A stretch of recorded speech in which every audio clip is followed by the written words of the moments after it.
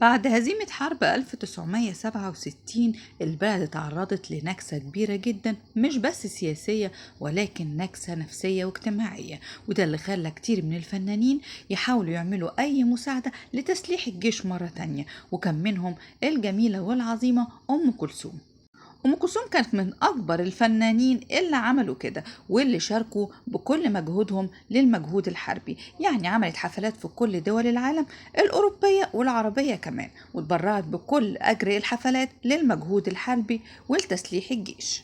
في 15 نوفمبر عام 1967 كانت بتحيي أم كلثوم حفلة ليها في باريس على مسرح الأولمبيا، عشان يحصل في اليوم ده أغرب موقف لأم كلثوم على المسرح وهي بتغني أغنية الأطلال للشاعر إبراهيم ناجي.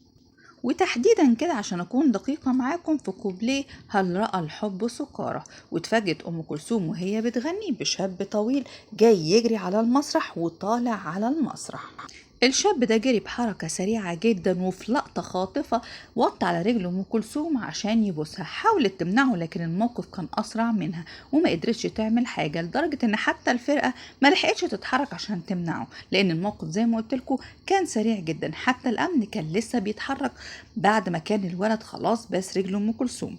أم كلثوم عشان تتفادى الولد وإنه يبوس رجليها وقعت على ظهرها في موقف صعب جدا.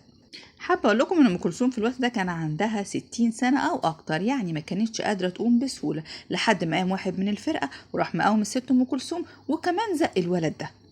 قامت بقية الفرقة وابتدت إن هي تساعد أم كلثوم إنها تقوم من على الأرض، وكمان نزلوا الولد ده من على المسرح.